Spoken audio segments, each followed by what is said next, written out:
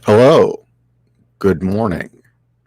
Welcome to the first day of 2022. And at this point, I don't know if I really want to go back and listen to last night's show or not. I don't know how I did. I just know that we had a fair amount. We went through about half a bottle of sake, Kat and I together, and it was the right choice, I would have to say. Interestingly enough, I don't feel hungover whatsoever. I feel a little dingy, but other than that, perfectly fine. But I will say it definitely was the right choice because it at one point it sounded like World War III outside. I mean, rain's coming down like a son of a bitch, and there are just nonstop explosions going on. I think there's like 4 or 5 different Mexican families in this neighborhood, and they take their explosions very, very seriously. And they weren't going to let the rain stop them. But yeah, in kind of a half awake, drunken state last night, I do remember hearing lots and lots of explosions, but fortunately being too drunk to care. Until about 1:30 in the morning when it sounded like something exploded in our front yard. I went and checked. It's all gravel anyway, so it's not like there's anything to blow up. But no traces, but yeah, of course it might have gotten washed away from the rain. Who knows? Anyway, who's with me? Who is listening? It says there are 2 people on right now. Or are you too hungover to get to the keyboard? I'll wait.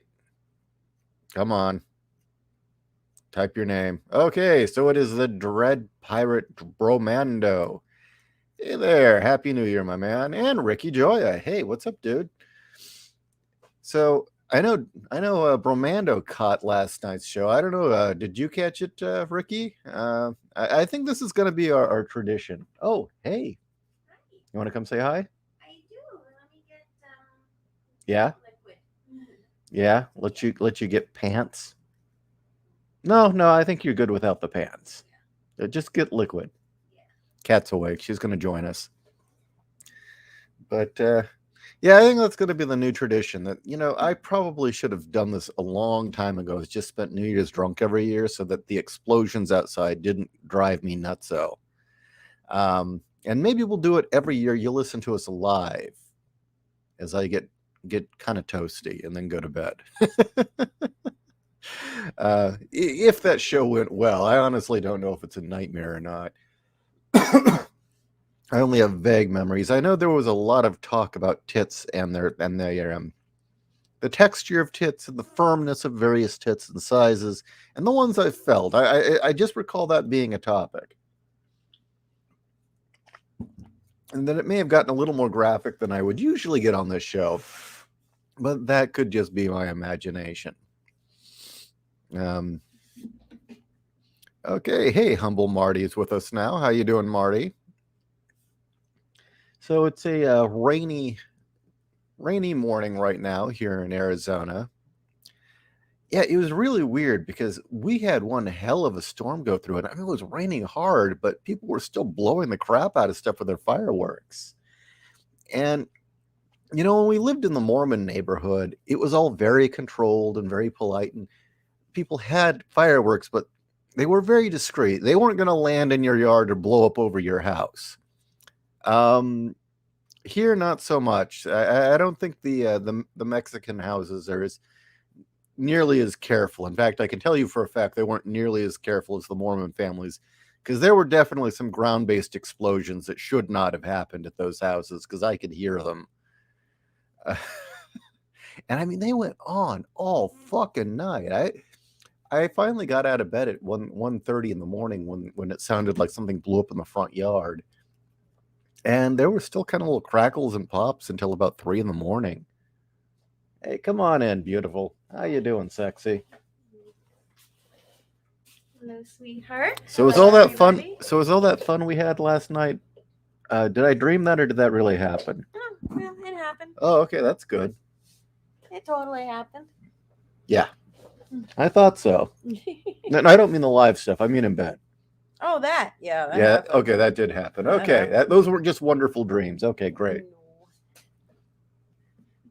Either that or we were shared dreaming. I It was a good dream. think the bed was too disheveled to be shared dreaming.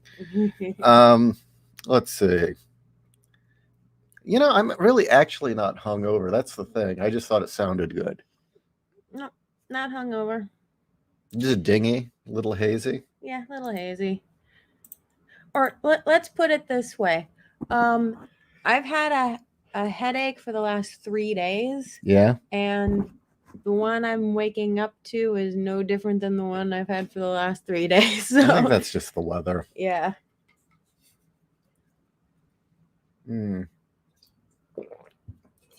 So what is in your flask there? I'm talking to the mic. I have juice. Juice. Juice. Is it cut with Monster? Not yet. Not yet. Okay. Not yet. I have to go get the Monster. Unleash it. You want me to go get it for you? No, I can do it. It's cold out there.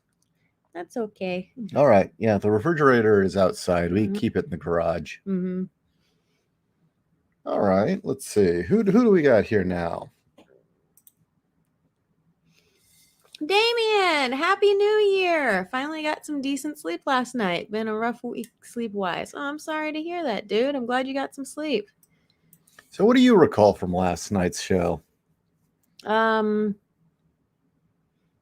We were answering questions, and I really didn't give a fuck what answers I gave.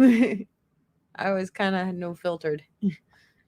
I know at some point I recall getting extremely descriptive about tatas and their texture and their firmness. Yes, that did happen. And let's see, I we were showing them my artwork. Oh yeah, we should. You really should put that all up. Okay, I can do that. I remember digging out some pics of you when you were 19. Mm-hmm. And when you were just busty, not the H-bomber. Yeah, I was still a growing girl. Let's see. In the skies, hanging out in the freezing weather. Oof, stay warm, dude. Holy shit. Really stay warm. Canada or the East Coast? Well, it could be Midwest. It could be Michigan. Yeah. Michigan, Wisconsin. The cold place. Yeah, the cold place. Yeah. The descriptions in Gene Shepherd's A Christmas Story of him and his brother having to walk to school is pretty damn funny. The bit about his brother being in so many layers he couldn't move his arms. Oh, well, both of them had to bundle up like that. And he was saying how what it was his mother, and he actually described each layer that he himself had to wear. And he said his mother would bundle them both up, shove them out the door, and they had to walk the 1.5 miles to school like that. And it was basically, make school or die. Wow. And he said that when it got really cold, because there was no snow day, it was just, it didn't fucking matter. You had to go to school. And he said he felt like it was ships in a storm. All the little kids toddling to school trying to get there as fast as possible reminded him of like ships in a storm. Well, this was the Depression. They weren't pussies back then. No, they weren't. I just like the line, make school or die. And that he could hear his mother bolt the door behind them after she shoved them out into the cold.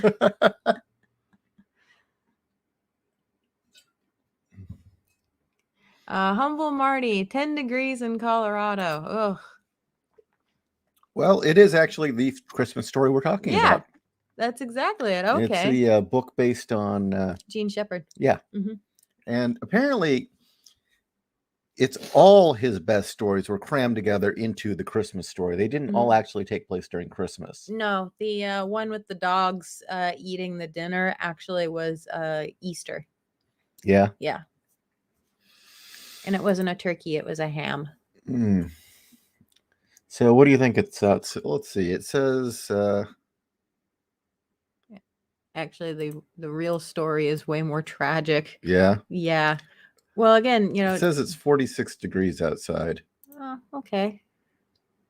It's not so bad. No, not too bad. I was actually after making breakfast, I was thinking we could go for a walk. If it's not too wet. Oh, true. Oh, it was pouring last night. I So, just remember last year walking around the neighborhood. It's like, holy crap, there's actual like damage from drunks in this area. And you know surveying what? that. Let me get a little more liquid too, and I will tell the stories of years past when that was a thing. I would get up at New Year's Day and drive around just to survey the damage. Yeah, last year, it was our first year living in this house. Well, And when we lived in the Mormon neighborhood, nothing. Absolutely nothing. no, it was absolutely clean, pristine, wonderful. But yeah, last year I decided to go for a morning walk, and yeah, he had told stories of walking around Riverside and surveying the carnage of the night before, and that's what it was like last year walking around this neighborhood. And this neighborhood's actually this neighborhood is a safe neighborhood, but I think he was talking about how it is blue collar, and the Mexican Americans here party hard, and yeah, there's damage. Yeah, mailboxes knocked over. Let's see. Last year, I counted no less than 3 cars that had been abandoned on the side of the road. Now, I appreciate the drivers pulling over, deciding, you know what, they were too drunk to drive, so they just ditched their cars. I appreciate that. But at the same time, it's kind of funny. Anyway, let's see. Neo Star says that it's downpouring where he is. And In Disguise says he's got suntan weather in the cold. Well, that can happen. Yeah, it can happen. It's actually a lot worse. Yeah, get a sunburn from all the snow. Yeah. So I went to give the rodents their morning peanut. Yeah. I think your cousin has spoiled the little shits with the pecans. Oh, yeah. Yeah, I mean, Chaozu's still happy to get his peanut every morning. He's thrilled. Fucking Vegeta's giving me dirty looks now. I was like, this, you're giving me this? He doesn't want to take it. It's very obvious he wants a pecan. Well, at least the pecans are still in their shell, so they got to work for them. I think that's one of the reasons they like them. Because they got to open it. Yeah. Meanwhile, Vegeta gives me dirty looks, and I give him a shelled peanut. He's like, what am I supposed to do with this? He's a real picky little fucker. Yeah, he is. He's a prima donna. He is Vegeta. Yeah. He's nicer than Vegeta, but he's certainly living up to his name. Okay. So, yeah. When I lived in Southern California, New Year's was definitely a dangerous time on the road. You didn't want to go out on the road. No, you did not. That was the rule. In fact, usually it was about, get off the road at around 2:00 in the afternoon. Yeah, because everyone was driving crazy to get to where they wanted to go. Yeah. And then they were drunk. Yeah. And yeah, it was the thing where you'd get up the next day and you'd see how many street signs had been run over, how many cars were like turned over in ditches. Yeah. How many cars were bashed up and abandoned. Yeah, how many street signs hit. Although, I think the funniest one was it New Year's or not? When the one rich kid who was a racer came screaming down the road where your mom lived. Oh, that was not New Year's. That was grad night. Yeah, and we heard this like crash, and we look outside. There's nothing. It's like the phantom car. Yeah. It was just completely empty street, stillness. We're like, what the hell was that?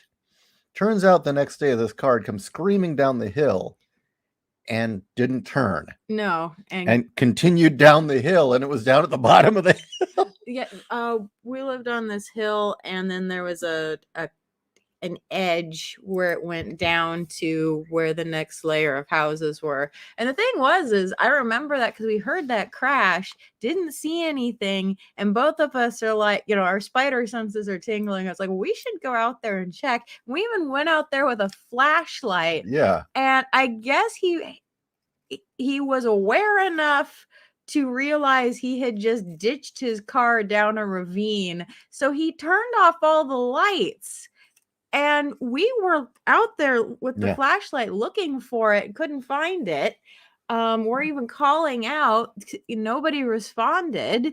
Next day, there's a tow truck out there pulling the thing out of the ravine. No, it actually went through the ravine and into a dude's backyard. Was that where it was? Yeah. I just know that there was a tow truck. It went through the fence. Oh, God. It stopped in somebody's backyard. Jeez. Yeah. Dumb shit. Oh, wait, no, that was another guy who ditched his car in the same spot where the tow truck pulled it out. But yeah, and that guy actually did leave his vehicle running, and he fell asleep at the wheel. Yeah. And then another high school student, rich kid, and he apparently woke up a couple hours later and left the vehicle. Yeah. God.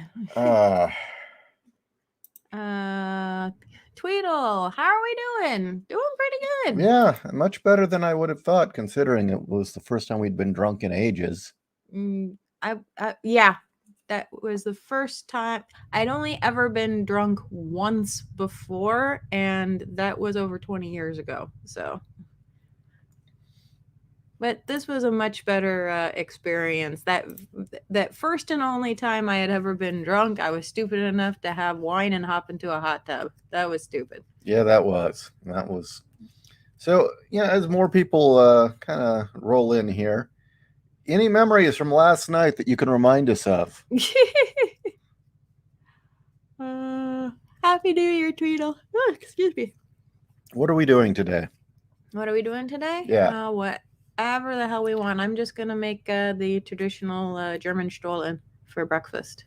Yeah? Yeah, but make it healthy. Okay, make it healthy. It's not going to be, there is no candied fruit in it. It's all dried fruit. No wheat. No wheat. Okay, that's cool.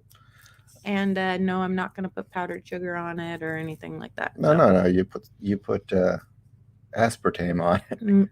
Well, I don't. That works. It does the same damn thing. Well, you're supposed to coat the top in melted butter and then sprinkle it with powdered sugar. No. And I don't do that. No butter, nothing.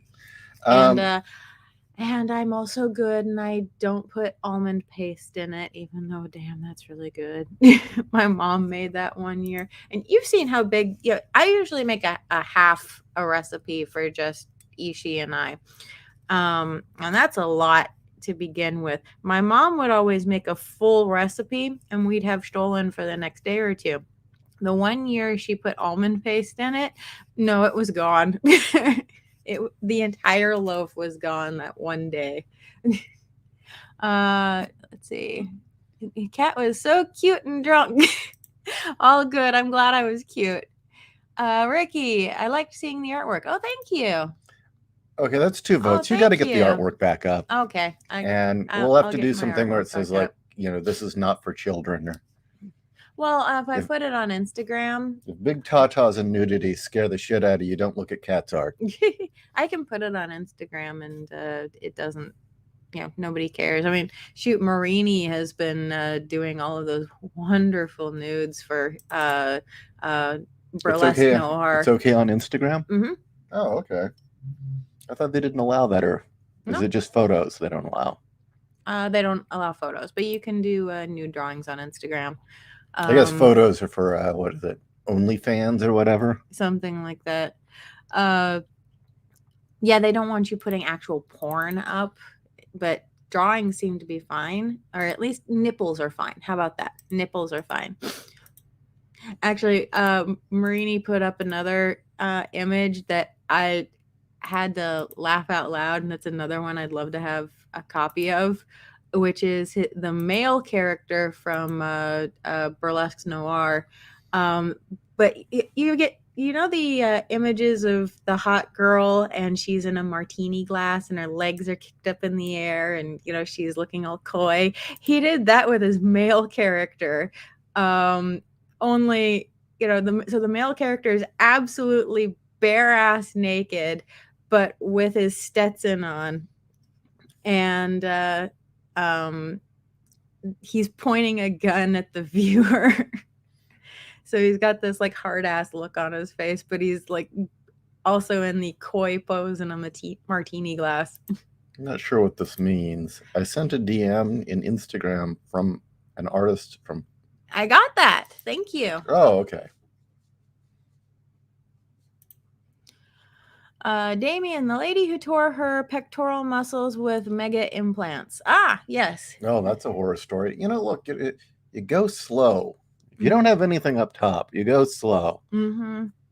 Well, her story was especially tragic because, okay, I gotta give her credit. She thought she had done the research, thought she had found a reputable surgeon originally. Yeah. And I mean, she paid him $8,000, but she told him what she wanted, and he said, "Okay, I can put the biggest implant that they sell here in the United States in you."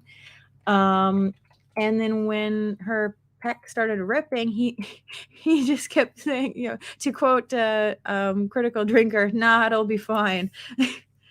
And then he stopped returning her calls. What a fucked up doctor. Yeah.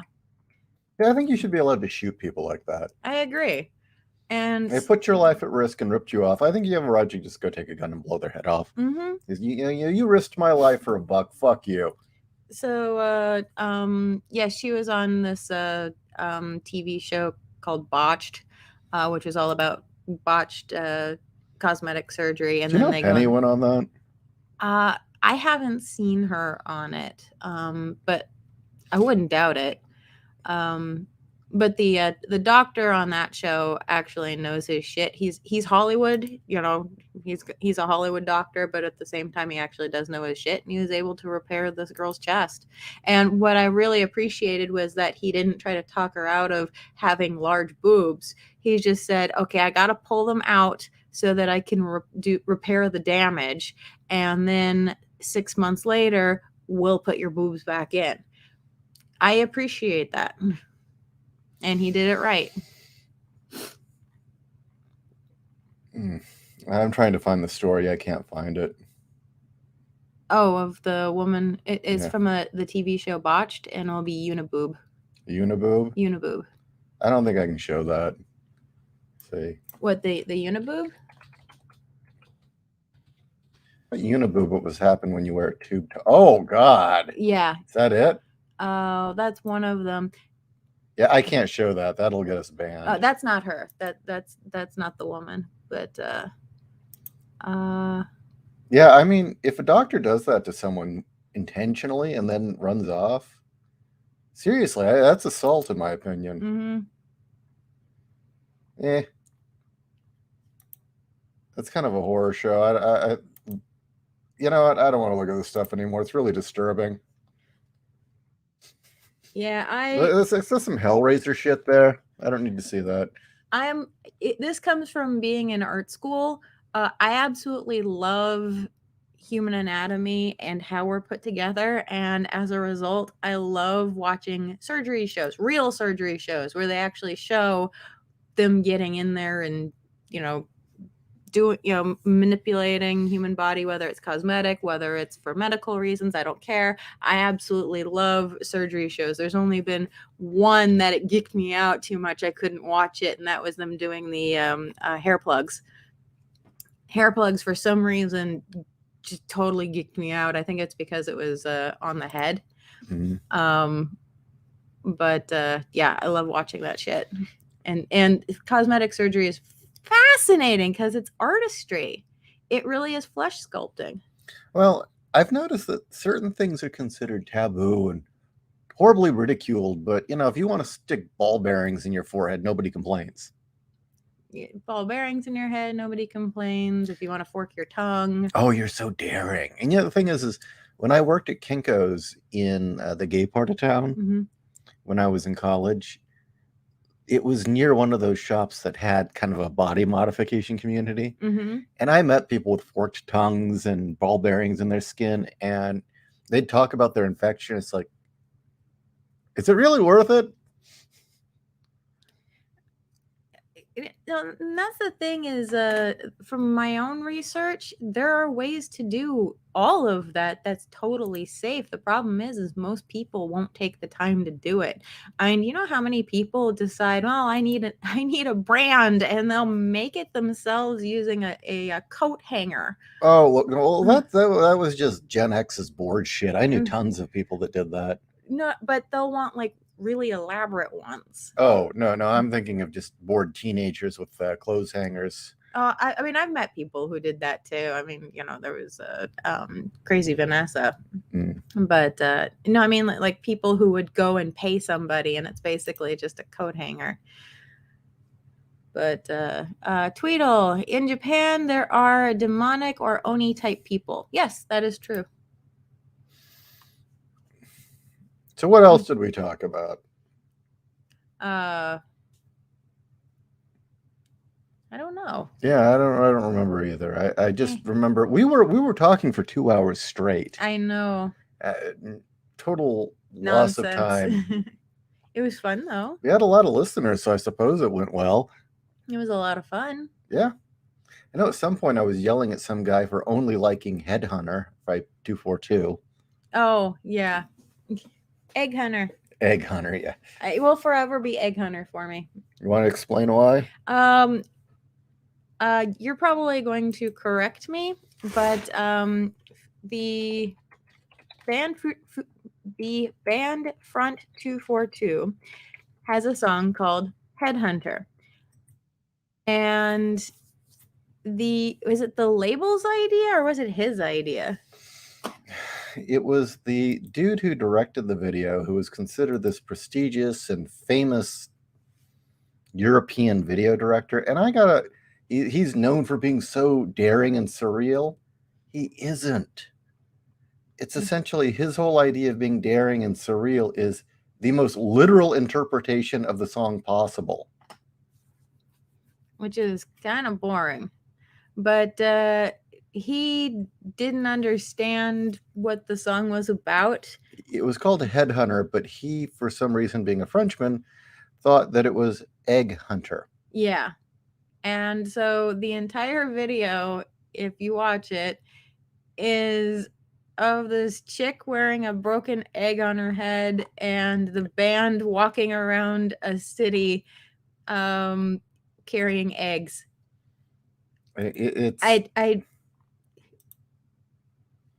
I'm trying to find a decent picture. I don't know if I can. I think it's something that like the video needs to be played, honestly. I can't do that anymore because the last time I ran a video, the feed got pulled down, and I didn't even have sound playing. It's like, well, look up Front 242 Headhunter and watch the video, and you'll be watching it going, what the fuck is this? There we go. I mean, it's like, seriously? I mean, Headhunter was a song that was kind of mixing the idea of a bounty hunter and a talent scout who was really amoral or, just very mercenary about his job. And what we got a video of was this shit. I was like, what the hell? I mean, shouldn't it have been like a Pulp Fiction Tarantino type of film or like Snatch? That would have been better. Or, though I've never seen it, Taxi Driver. Yeah, I used to really like Taxi Driver, but now I can't look at De Niro without wanting to punch him. Seriously. De Niro being such a pile of shit has kind of ruined a lot of films for me. Yeah. I mean, I guess he was playing himself in Goodfellas then, huh? He seems to be a really nice guy, but he isn't. And considering he played the actual person that was in the story that Henry Hill wrote. So Yeah.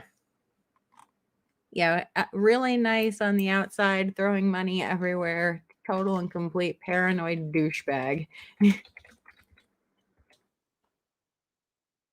Now, the other one that really annoys me, it's the same video director. By the way, he also directed some really shitty Depeche Mode videos. Really? Like which one? World in Your Eyes. I have not seen that video. It's a dude walking around from place to place in nature with a lawn chair, a cape, and a crown, going, sitting down. Why did they agree to that? I think it's one of those things where you just kind of deal with it because the label says here, this is what you're going to do. I'm also noticing a trend with this director of people just walking around carrying things. Yeah. And that makes him... And he was like the big director in Europe. But the other one that really just got me was the video for Tragedy for You, which is a badass song. I mean, that song is one of their best, right? Mm-hmm. And the lyrics are essentially about comparing a bad relationship to cannibalism, right? That's a good comparison. And so what did we get for a video? Give me a second. Really? We got a video of Richard 23 running around a desert, pushing a shopping cart with this Brunhilde here, filling it up with food, and her eating it. Really? Yeah. That's tasteless. Yeah. Here, buy this. So anyway, I'm kind of glad Frontline never did any videos with him. No, they didn't. They did, they took Gunhead. That was a great video, yeah. In Disguise. So I am wondering, what was the worst comic of the year? Mom or X-Men Green or another? Well, Kat? Mom. Yeah, I think that's... Mom, hands down. I think Mom is absolutely the worst thing I have ever read in graphic form. X-Men Green is... X-Men Green is an episode of Captain Planet told by somebody who has absolutely no morals and doesn't understand what they're angry about. It's basically somebody who has seen a bunch of after-school specials but doesn't actually understand what their meaning is, their significance, or the fact that it's actually supposed to empower people to do something, and just stitched them together into this, whiny chick deciding to go on a homicidal rampage. Well, we've got material here that I've been sitting on. Oh. That one of our listeners was very kind. More things fell off a truck? I don't really want to... I don't know if she wants me to use her name or not. Let's just say Stephanie. Okay. I don't think she's in the audience right now, but she wrote up for us, very kind of her, a full overview of the issue 5 to issue 12 arc of X-Men Green. That was very kind of you. For us to review and just go over with her commentary.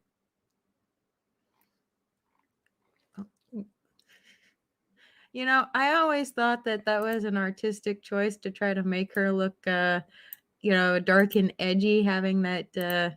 I thought it was a Man in Black mask over her head and antlers. I didn't realize she actually set her hair on fire. Oh. This character is really moronic. So this yes.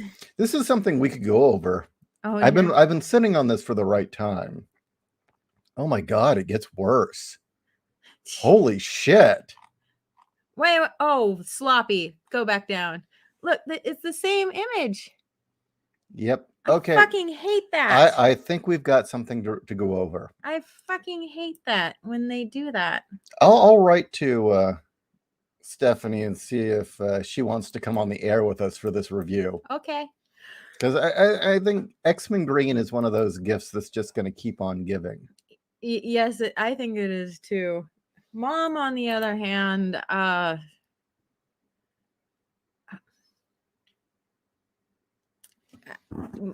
hatred for that grows every day. It's a shame that I can't get in contact with Dan Fan, because I think you and her could have a great discussion about that book. That book is just... It's Trisha Kafari, who did Orgasm Girl. Yeah. She had such awesome commentary on it. I think you two could just go off on it. Okay. Tweedle, you guys were asking us to take advantage of your drunken selves. I think it's Tweldy, but I could be wrong. Well, yeah, if we were trashed, we figured, maybe we could go into really embarrassing territory. Mm-hmm. But you people were too respectful. I have to say thank you. They were kind to us. Yeah. In our moment of weakness.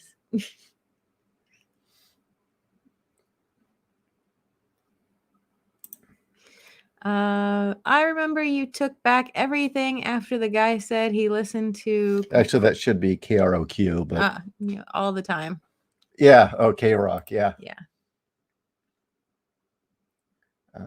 K-Rock back in the day. Back when it was good. Yeah. I wanted to listen to K-Rock.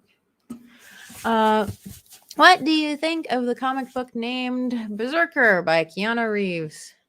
I know nothing about it. I flipped through it and I thought... He didn't write it. He didn't write it. He didn't draw it. I'm not, he lent his name and his image to it. And there's absolutely nothing new. There's absolutely nothing special about it. It just has Keanu slapped all over it. It's trivial. It's popcorn. If you enjoy it, good for you. You enjoy it. But you know what? It is devoid of meaning. I'll try and contact her through Minds. We'll see if she writes back.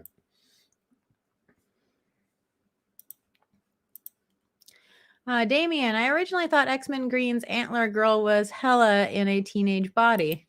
That would have made sense. They decided not to do that, but that would have made sense. No, it's just some whiny bitch with antlers. We knew the haters were watching with the cursor on the report button if we asked anything too spicy. I don't know. Are we really popular enough to have any haters? I would say YouTube hates us. Yeah, but I don't think anyone actually listens to this show. No, not to my knowledge. But yeah, YouTube does seem to really dislike our content for some reason. Mm-hmm. Oh, I was right. Okay. Tweldy. Okay, thank you for correcting me. Tweedle. I've been saying it and I didn't see a correction. If you did correct me previously and I didn't see it, I do apologize. Facts, Marty. X-Men Green is Attack of the Nature Karen. Yeah, mm-hmm. I bet next she'll slap people on airplanes. She doesn't need to slap them. She just shanked somebody in the neck with some scissors. Yeah. She went way past slapping. Jesus. She went straight to 11 on that one. In disguise, I can hate you if you want me to. Of course, I think that is really where the money on YouTube is at this point, is getting hate viewers. Which is... I hate that. Yeah. I mean, I suppose if we really worked at it, we could get hate viewers. I'd rather not. No, I wouldn't either, but it might be funny. You can make a channel for doing that, but I am of better caliber than that. Oh, so I should make up a name and try and start fights for no reason, and that's how you make money on the internet? Yes. Yeah, I'm not gonna be very good at that. No. I know that the few people that tried internet feuds with me, I tried to work it out and apologize behind the scenes, and they didn't want that. So I was like, okay, I just won't talk to you anymore. Same here. I refuse to bring it out publicly. When it was very clear that they did just wanted a feud, it's like, yeah, bye, whatever. Okay, you just want to start something, and fuck you. Chicken Sith, is it safe to exit the bunker? I don't know. I think everyone's hungover and already crashed their car at this point, so probably. Yeah. You can hit all the sails. I'll tell you. Yeah. Well, yeah, you could do that. Um, it did sound like World War III last night in this neighborhood, Sith. Let me tell you, it was like I was drunk and half asleep, so I didn't really care. But my God, the Mexican families down the street take their explosions very seriously. Yes, they do. And about 1:30 in the morning, I actually did get woken up by what sounded like an explosion in our front yard. You know, I have to say, while I was running around yesterday, getting groceries and things like that, on the radio, they were, telling people to be safe while using fireworks. And I'm reminded of all of the warnings that would happen in Los Angeles of, there's going to be, bottle rockets may land on rooftops. The fire department is standing at the ready. You may want to make sure that your hoses are in places that you can get to them. I'm waiting for all the fire, warnings. Here, no, it was just basically, please observe safety, launch them where there's no dried brush, perhaps like in the street or, in an open field, and don't point them at anybody. And I'm like, that is incredibly reasonable. And there's no mention of fire warnings. And the thing was, I was really expecting it not to be so nuts last night because it was pouring. Yeah. No. The Mexicans up the street were very serious about their explosions. They weren't going to let that stop them, damn it. No. Yeah, actually, I was expecting there not to be so many fireworks because of all the rain. But nope. Okay, we got 5 seconds before it starts raining again. Go, go, go. No, they were doing it in the pouring rain. Yeah, I know. No, but earlier when you had gone to bed, it'd stop and they'd like just blow everything up and then it would start raining again. So I'm guessing later they got drunk enough that they didn't care. Ah, yes, cock flavored soup. Yeah. Authentic Jamaican. Yeah, from Jamaican. So it's black cock soup. Where did you find this? A relative sent that to me, actually. Really? Yeah. I'm not sure what to make of that. How about this? He had a great wiener. It's a Harlequin romance. Yeah, these are just images that I've had sitting in the overlay just in case I ever need them. I don't think I'm ever going to use them, though. Anyway, let's see what else people have to say. They asked for a laughing cat gift. They want more laughing cat. I can just, yeah, okay, why not? Why not? You're not laughing, but what the hell? They deserve it. It's New Year's. You start the year right? Yeah. Was it so firm, so round? So fully packed? Yeah. Yes. That is my shirt.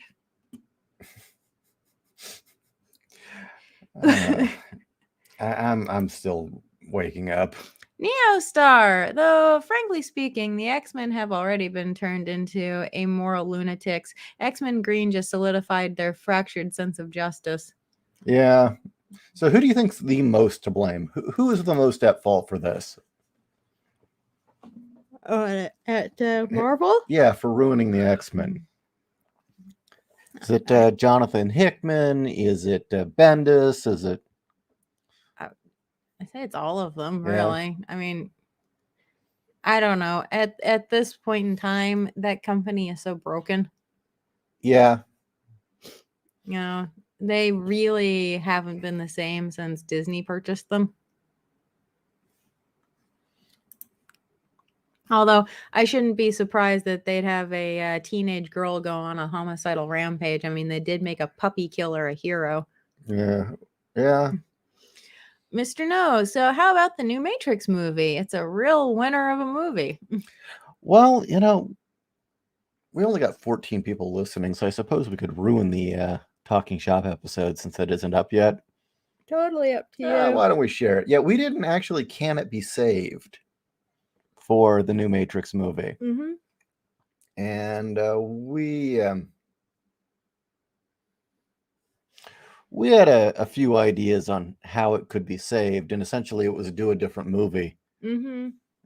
It can't be saved. No, it's just garbage. Yeah, it's absolute garbage. It's a needless cash grab trying to capitalize. I don't even think it's a cash grab. Well, no, it wasn't a cash grab. It's a the one Wachowski sister brother decided Shim. flipping out that red pill doesn't mean what she wants it to mean. Yeah. Well, it was very, very clear that the Wachowskis may have been using Gnostic metaphors in their movies, but didn't understand them. Mm-hmm. Yeah. So they didn't even understand the metaphors they were using. They just put it in there because it made them feel deep. And then like, hey, wait a minute. Yeah. Didn't know anything about New Spawn King.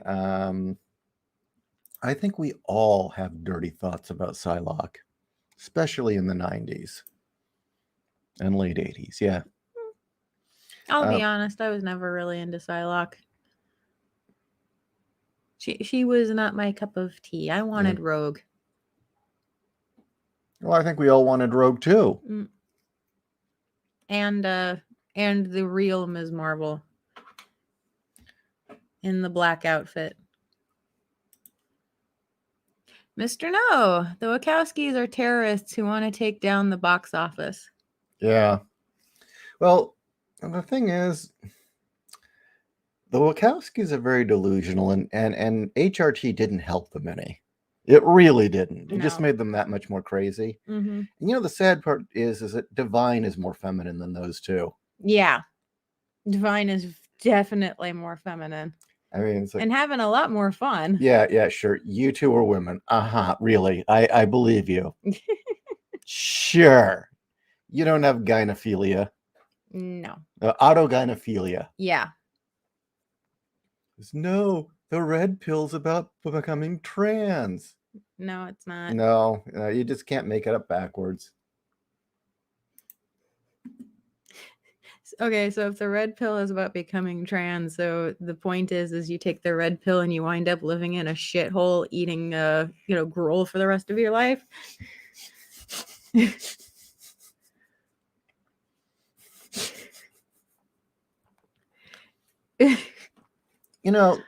Seeing all their other films that they've made since The Matrix, including the sequels, kind of shows they probably did rip it all off. Mm-hmm. No, definitely. Yeah, they don't have a single original bone in their body. No, they just happen to they make Alan Moore look original. Yes, they do. Oh my god. Chicken Sith, JadaToysync.com, search car. Ooh, okay. I'll do that right now. I love car. Wait, okay, yeah. Star Storyteller. Ironically, even the Blue Pill group is bombing it because it has men and women supporting each other.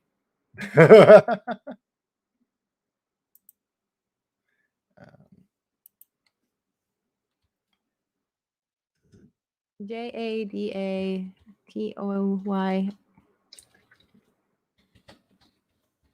Toy sync. All right. Okay. Yeah, and I don't know. They're so out of touch, and I think they always were, really. Okay, so this is a toy website, and let's search dolls on the cover. Yeah, Be Kind dolls look kind of frightening. I've never heard of them before.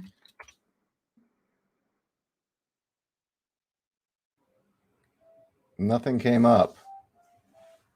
Let me check what that is.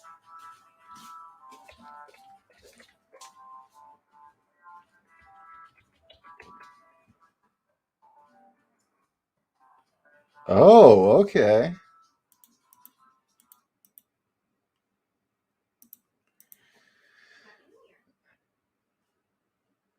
Let's see.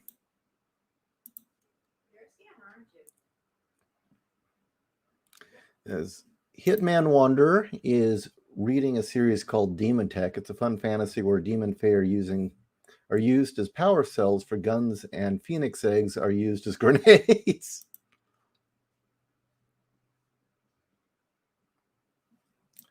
Divine, who is that? My poor friend. You are missing out, my friend. Just hold on. I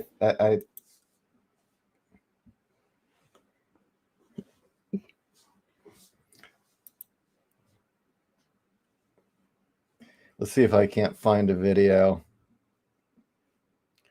Because it needs to be shown in video to really. You need the full divine. Yeah, not the half divine, the full divine. You need the full divine.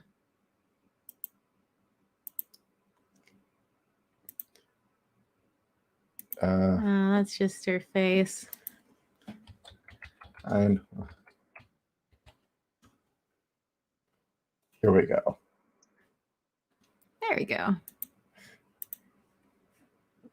All right, we are about to expose you to something you will not be able to unsee. You have been warned. Yes. Happy New Year.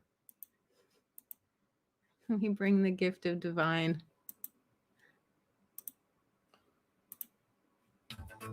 There you go. That's divine.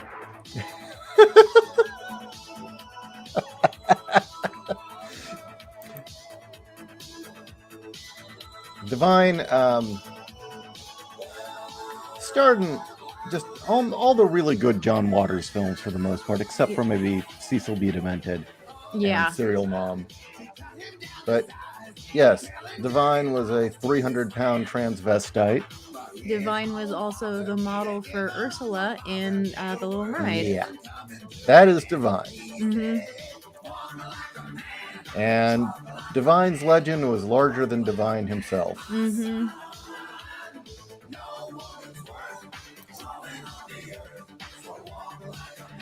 Ricky, a Hollywood movie uses religious symbolism without respect or understanding? No. Yeah, and it is more self-serving bullshit, essentially. Yeah.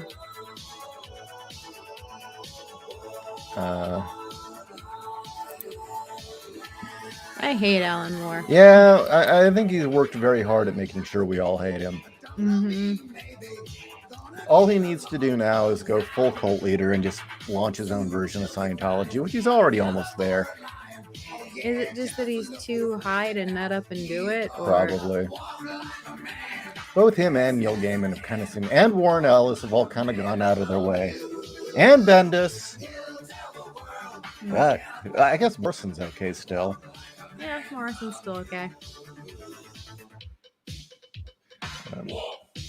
Yeah, they all really kind of, that whole British wave kind of turned out to be a bunch of assholes. I mean, Bendis isn't a British wave, but he came along with them. Yeah. Really makes me sad. What, that he sold out? Yeah. Went crazy? I mean, there was a time where it didn't matter what it was. If Bendis' name was on it, you knew it was going to be quality. Well, that was back when he wrote indie books. Yeah. But even then, he wrote good dialogue. He did not do good comics. No.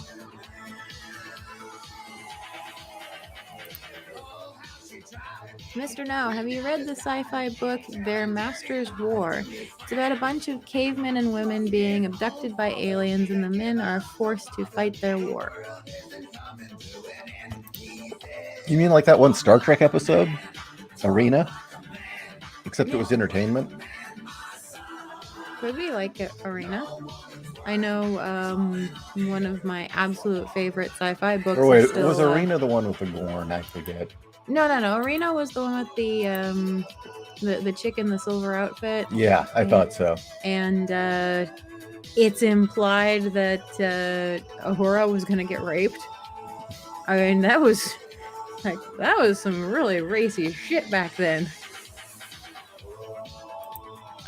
That's bullshit, man. I saw that. It's like, Marvel, give it up. You're all fanfic at this point. Nobody cares. Nobody's going to remember this other than a bad taste in their mouth. There's a cop who lives down the street from us, who has a black Mustang with the Punisher symbol on the hood. It's like, that guy's awesome. Woo! Gimme. I want the car. Karr. Yeah. Okay, let's share that since this is what was recommended to you.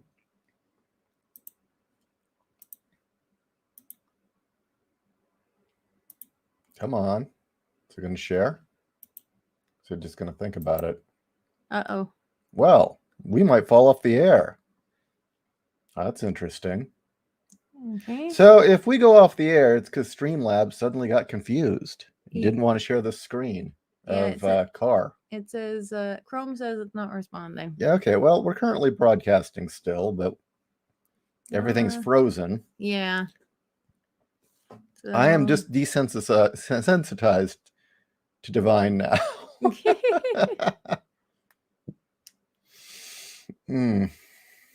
Mr. No says the soldiers had laser rifles and they wore symbiote suits.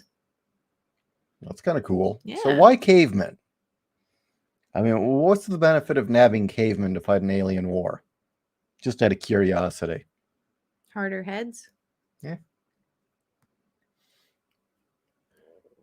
Oddly, Garth Ennis hasn't burned any... Yeah, Garth Ennis has stayed intact. Mm-hmm.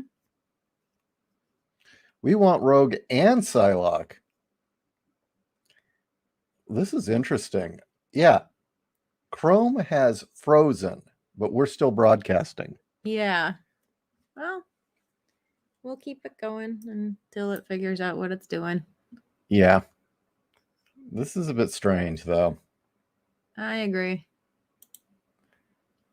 I don't know. Has anyone else noticed Chrome isn't working so well anymore? I noticed everything hasn't been working so well. Online, at least? Well, again, for the last 4 days, I haven't been able to log into my Twitter.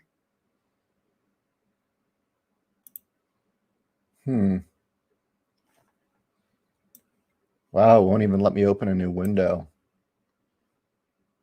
Oh, well. Huh? We'll just have to watch the... Other races were also abducted and used for other duties beside combat. Actually, isn't that the plot of Future War? Yeah. Where he was... the aliens abducted... primitive man and dinosaurs and put them to work doing different things. Yeah. Future War, which was not in the future, and there was no war. No. And apparently the future is sponsored by Plaid. The bit about her remembering being a prostitute and it being the worst time in her life, and that's why she kept a scrapbook of it. Yes. What? Just that.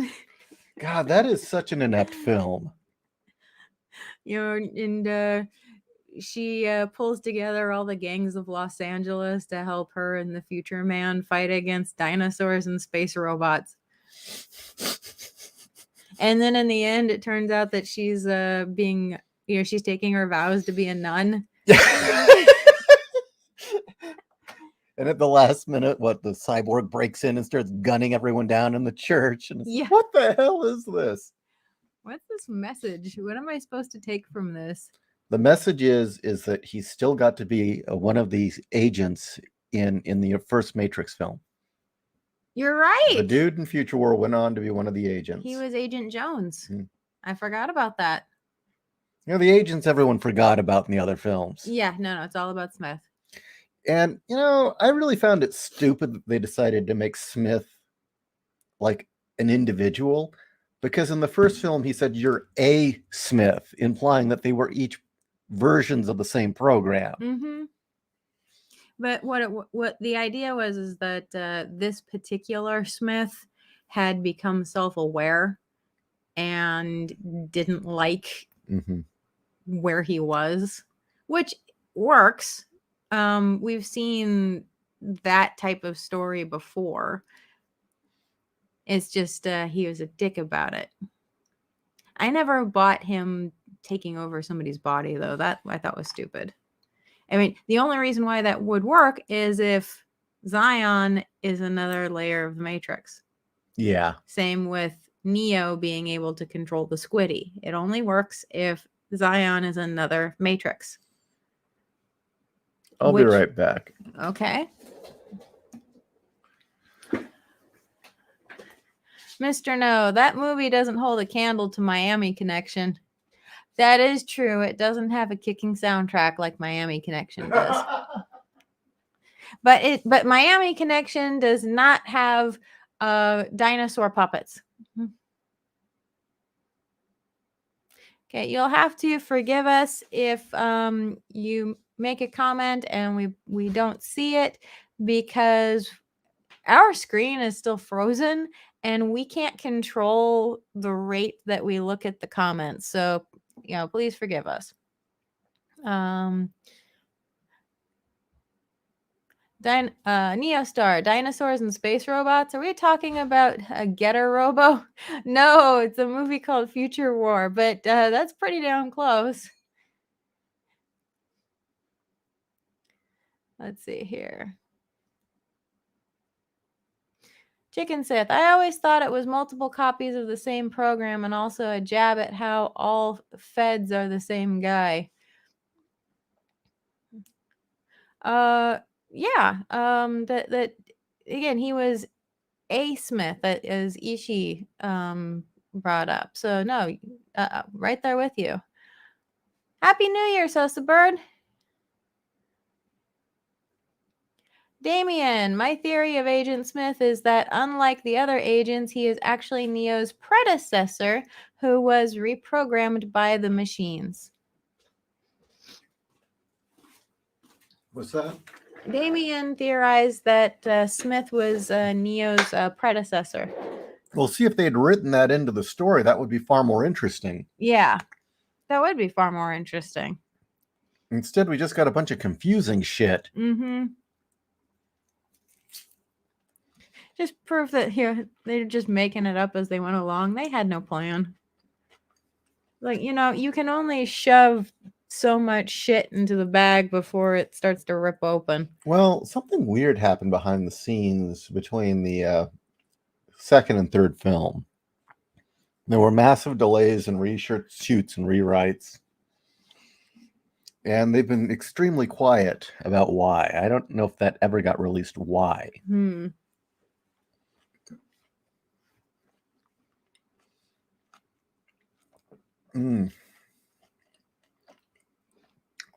Let's see. Ishii's eating an orange. The Brave browser and StreamYards don't get along very well. It's a problem. Actually, my problem with the Brave browser, which I do use, doesn't get along very well with a lot of things. Endless Nocturne says, fans love to try and save stories that have high potential but didn't stick the landing. We try to save movies we hate, too. Okay, so my theory, yeah, what's this shit? Might be the stem. That looks like it. Anyway. We had some proposed ideas on how to fix what would have been a better Matrix film. Mm-hmm. Now, I think the ideal way would be to set it in the like 50 years after the original or something, but take it in a completely different direction. First off, you have it that in the third film, there's a peace accord made between the humans and the machines, and they need humans to keep the Matrix running. So there's this kind of, oh, well, we need each other plot. And I propose that in the new Matrix, there's a religion that has overtaken the entire the new Matrix. There's this religion that everyone's following, and it's fucking it up. It's screwing up the Matrix. And what it is they've all become devout believers in the Church of the One. And they're convinced that this savior, Neo, will one day come and free them from this world of toil and suffering. And it's screwing everything up. And back in the real, they have to find Neo and have him show back up in the Matrix and somehow fix this so that the Matrix doesn't go down and everyone isn't just suddenly released out of into the Matrix. And that he actually has to, this time around, keep it functioning. That would be different.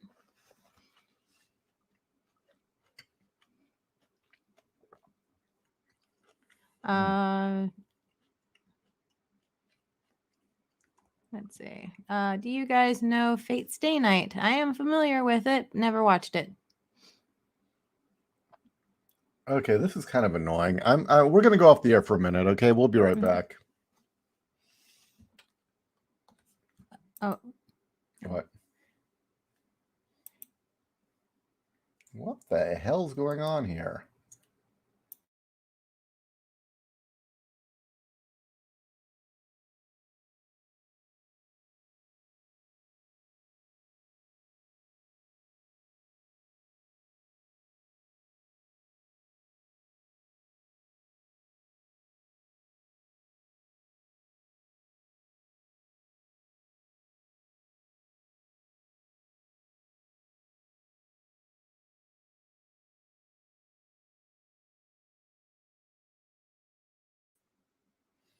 And we are back. That's weird. I can't even boot this. Okay, anyway, hello, we're back. How you doing? Fiona says that she's the one who brought the tech curse. Thank you, Fiona.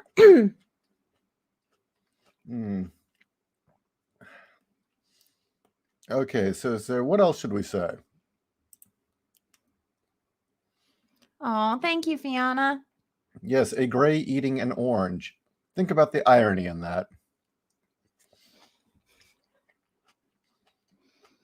Okay, they're talking about Fate Stay Night. Excuse me.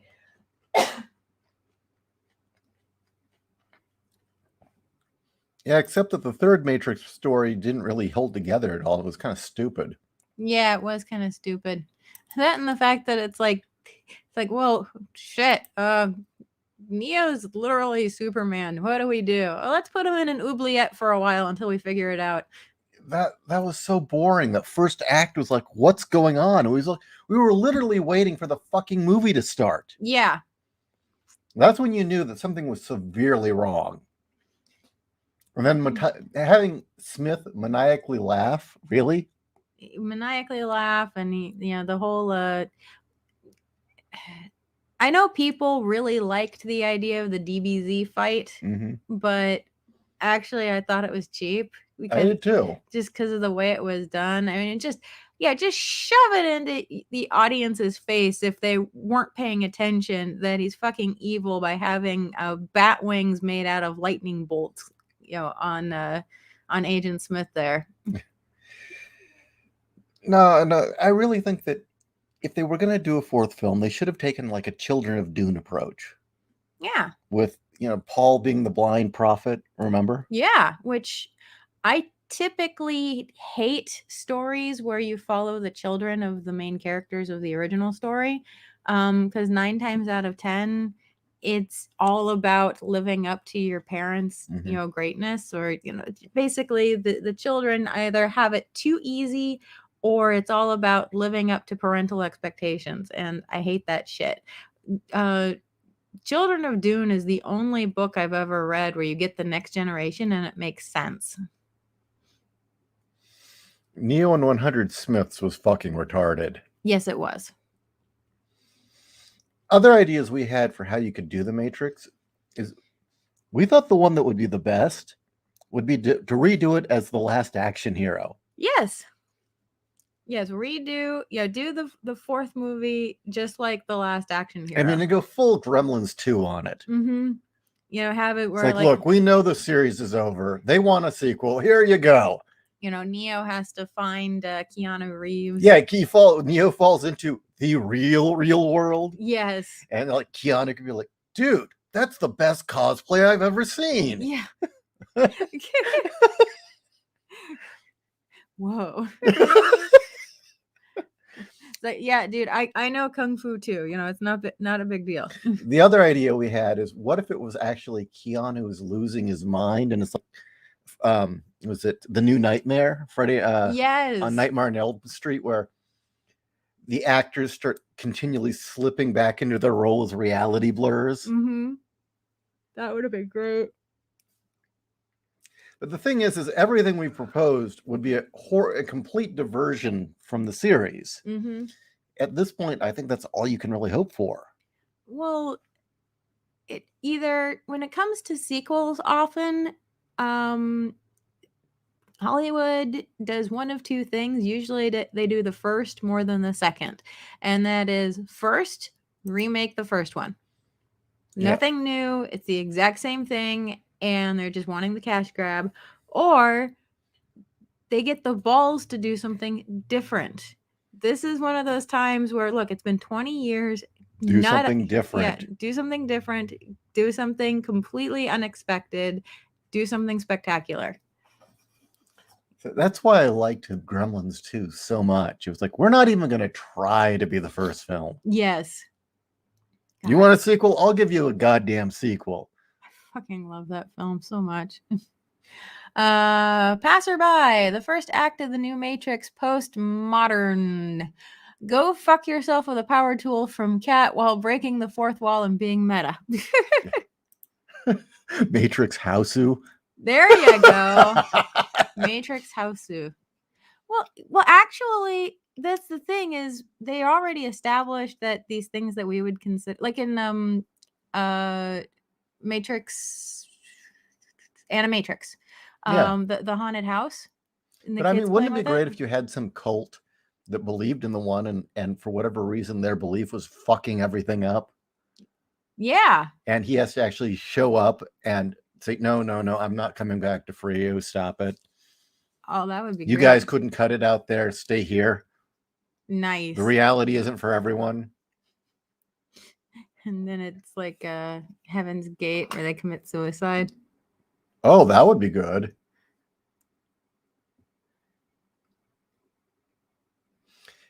Yeah, that all these mass cult suicides. Yeah. Jonestown.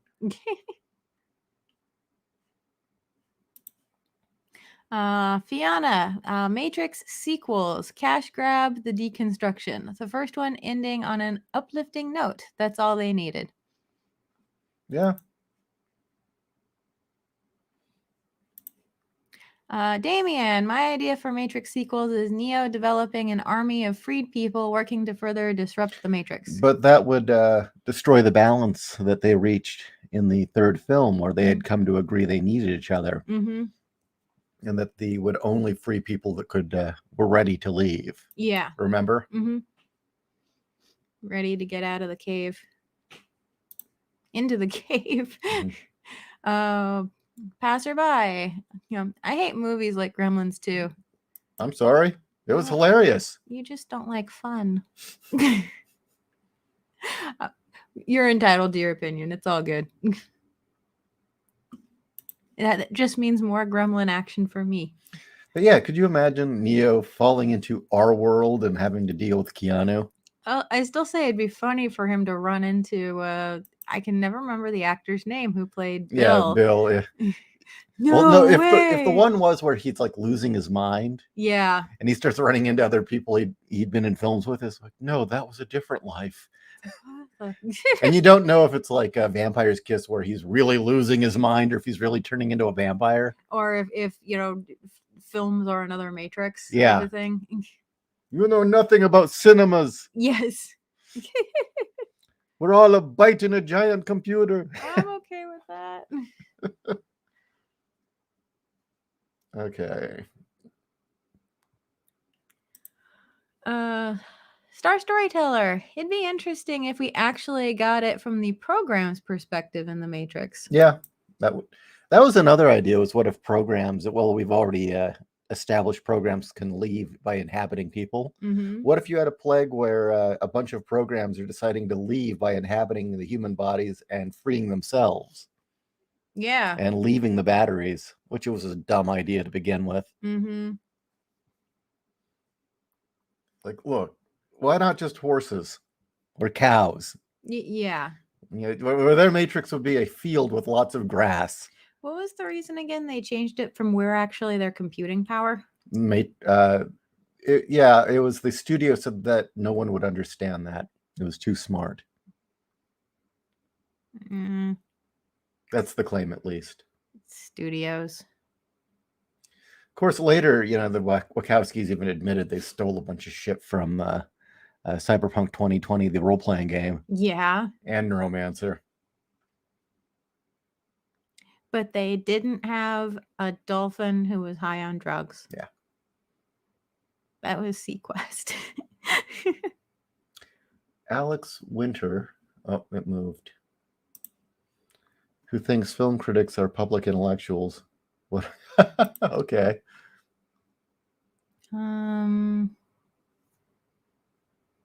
What if Liquid Television was a Matrix prequel? Chicken Sith. Which episode? I know. Eon Flux. Yeah, there was some definite Eon Flux tones in there. Yeah, I know. That was what got me when I saw the film. I was like, well, if they got fucking fusion energy, why do they need us? Yeah. I was like, no. And Max Landis says he is the offspring of Gremlins 2. He is the Immaculate Conception. Max Landis, affluenza incarnate. Yes. Max Landis. Well, you know, no, I can't think any other differently than just being the 1%. Let's face it, I'm the 1%. Should I deny it? No. And I have opinions, so people should listen to them. It's like, shut up. Like, no, I'm sorry. I'm not going to listen to someone who blacks out and buys an $800 pair of pants. Yeah, I'm not going to listen to someone who was locked in his room till age 15 because he was an embarrassment to dad. Yeah. Because he kept breaking things and screaming and acting like a brat. Yeah. So, oh, he was autistic. No, he was just a spoiled shit who needed a beating. Mm-hmm.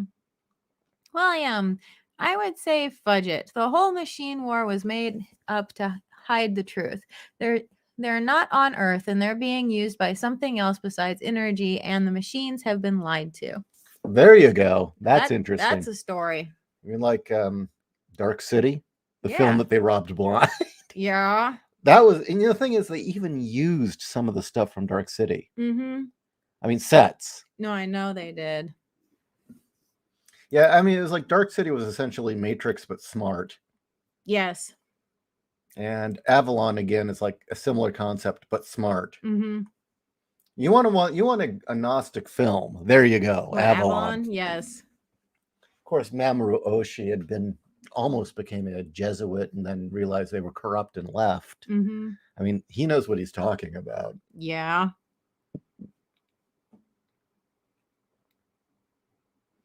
Let's see here. Marv, I prefer the idea that the Matrix exists because the machines don't want to kill all of us, but don't trust us either. The Matrix is just our nursing home. Autism does not make you violent. Yeah. No, it does not. Quite the opposite, actually. White people beat your kids, Dave Chappelle.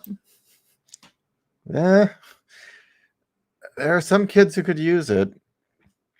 You know, the sad thing is I was the kid who got beaten who didn't deserve it. No. I was stupidly well behaved as a kid. It was only till I hit teenager and said, you know what, if I'm going to keep getting hit, fuck it. Seriously. Let's see. Horrible. My parents told me never open that door. One day I did and saw things I'd never seen before. Birds, trees, and sunlight. From Max Landis. After Emo P? I do not know. I just think he's a tard. Yeah. Anyway. Yeah, I can't deal with Max Landis. I actually had a interaction with him online once. Oh, did you? Yeah, during the election, and he was singing Hillary's praises, and I was like, "Look, she's going to get us into a war." And he said, "Look, man, it's the best we can do. Saviors like Obama only come once in a generation. We're just gonna have to accept whoever comes next isn't going to be nearly as good." It's like, dude, you're a moron. Shut up. Read a book. Oh, email Phillips. Okay. I like emo. Is it table saw? Yes, the table saw. Now, when this happens, you put the severed limb in your mouth. William, hey Ishi, where did you hear about Oshi tried to be a Jesuit? Because I can't find anything about that. Geez, it's been years. I don't remember where I had read it, but I thought it was an interview with him for was Ghost it in the Avalon? Shell Innocence. It might have been one of the editions. Yeah. But I had read some stuff too. He went to the seminary. He was going to be a Jesuit, and his mentor, he doesn't like talking about it as part of it, had sat him down the night before he was supposed to become ordained and told him something, and he left that day, never came back. Oh, yeah. But okay, I'll have to see if I can't dig that back up. That was years ago.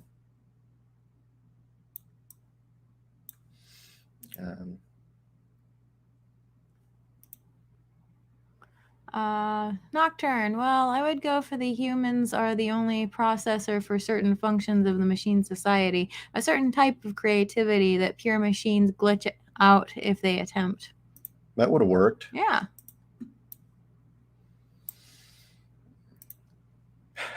More of saviors like Obama? Obama was shit, and if he were white, nobody would argue this. Exactly. Well, nobody said Max was smart. Oh. I mean, he took ecstasy and bought $800 pants and didn't return them because he was too embarrassed. Yes. That doesn't really sound like a sensible person. This is after, deciding on a whim to fly to Dubai, as you do. Like, hey, I've got 2 days to kill. I'll just go to Dubai.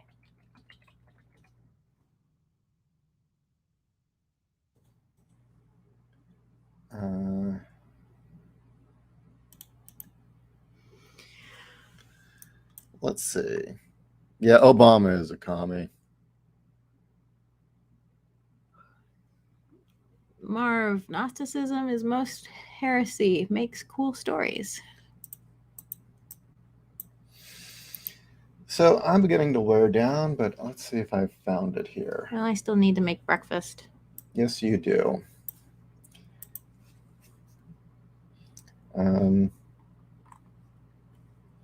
I wonder if I'm thinking I might have found it.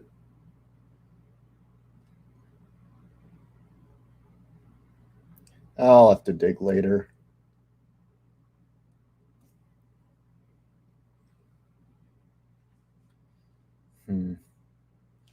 Okay, well, I think that we should call it a morning.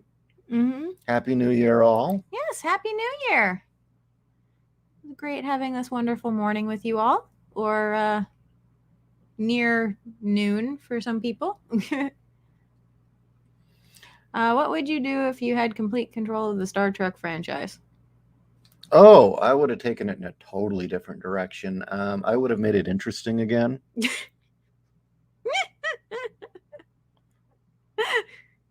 I'm sorry, that's funny. No, I'm being honest. I know. It is funny.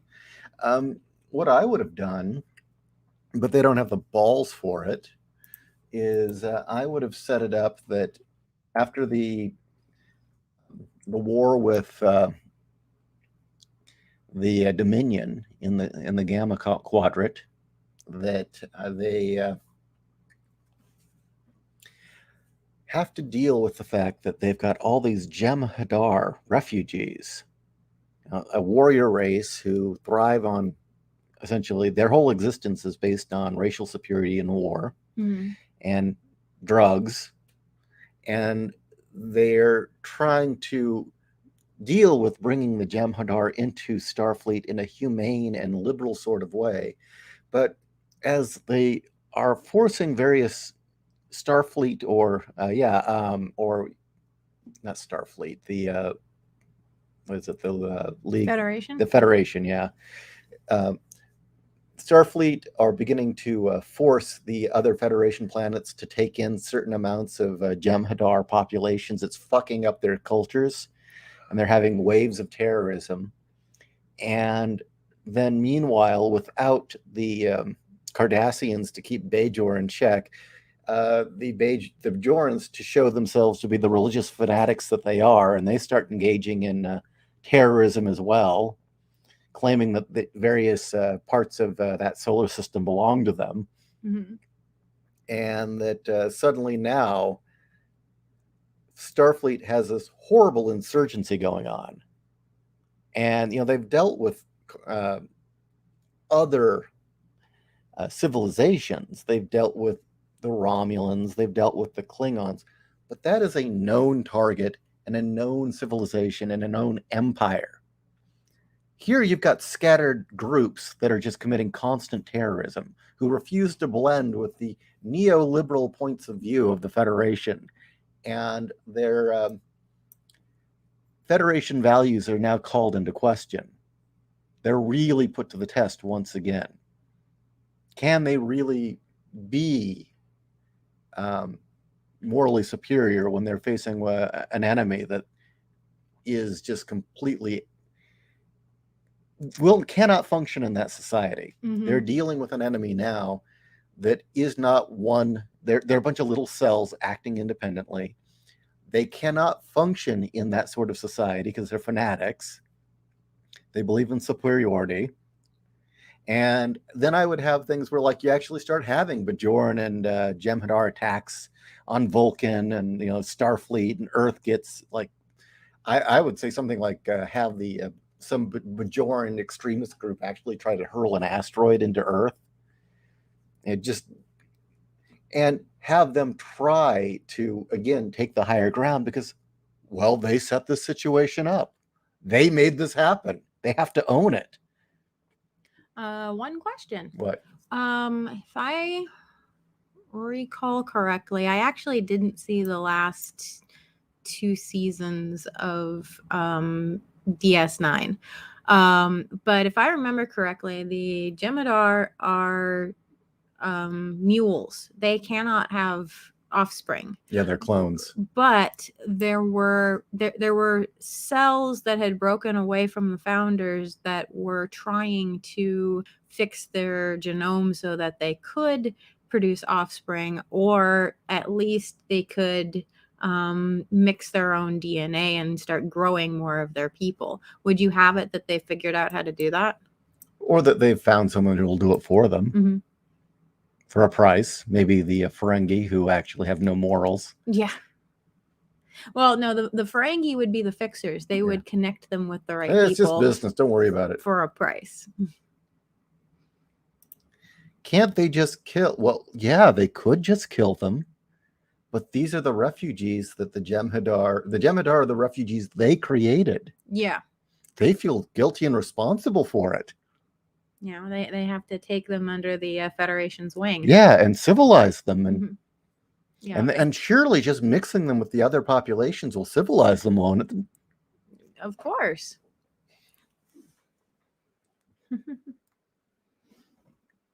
And then they also, again, have to own the fact that they created the situation on Bajor. Yeah. That they created that situation, that like, no, how the Cardassians were treating them wasn't the best.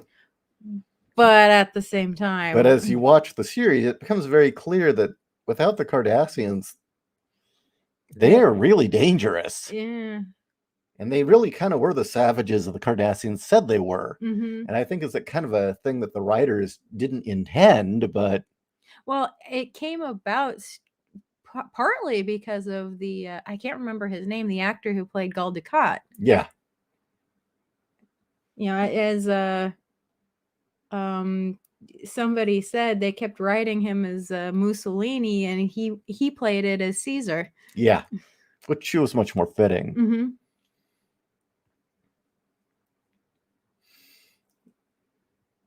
But yeah, I would have it where we've seen the Federation have to deal with hard moral questions and stand up to Real scrutiny.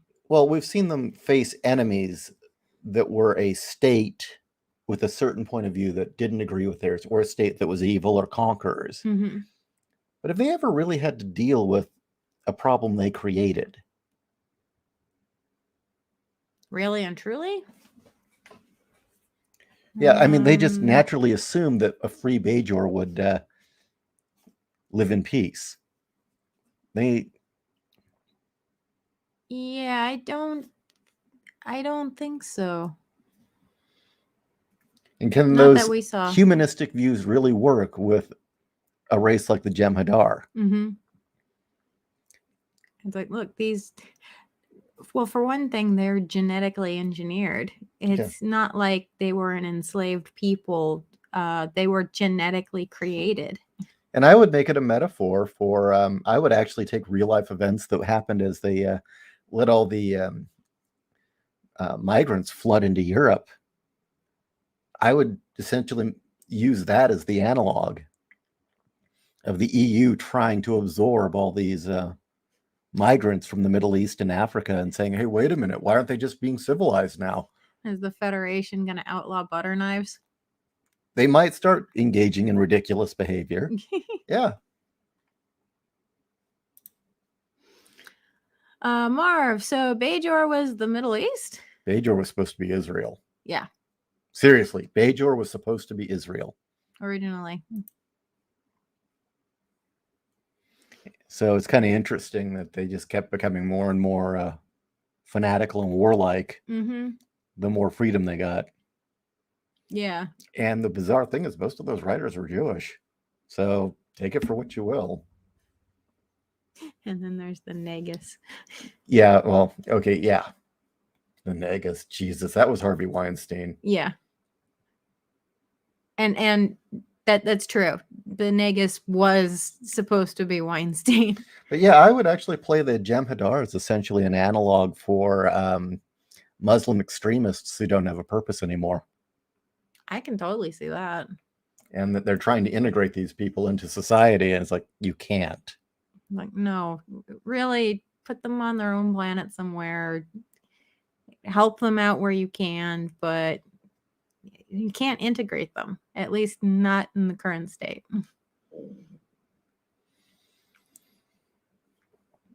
Marv said that he thought the Ferengi were Israel. No, they were Jews.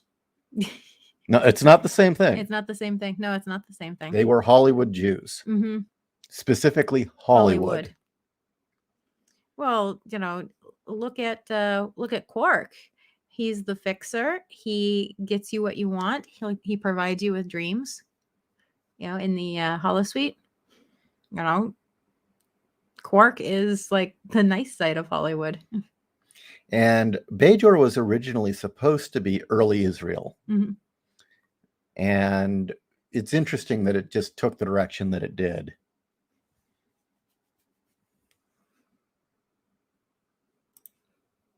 Hitman, the Federation, all cultures are equal. Cut to a picnic group getting blown up between a Bajoran Klingon turf war. Well, it would be great. You could put in things like they could start using propaganda. Like, well, you know, the thing about the Federation is diversity is our strength. Yeah. Well, it was for a while. Yeah.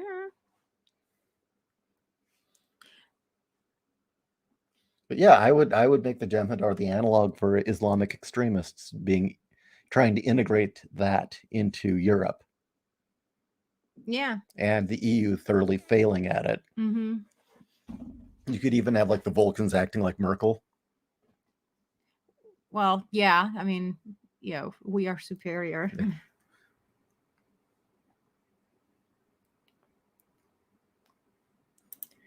Marv, sometimes you can't just have your own religion. While I'm not for forced conversation at all, not all religions are acceptable. Passerby, I said that the writer really knew Israel well because I saw lots of things from DS9 when I visited that country. Really? That's really? What can you interesting. tell us?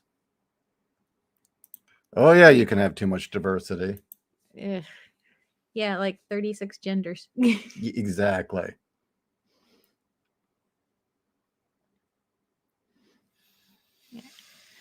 I really need to make breakfast. I'm starving. All right.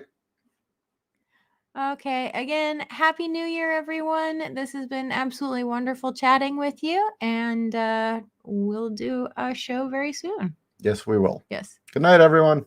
Good morning. Good morning. Yeah. Good morning. Sunday morning.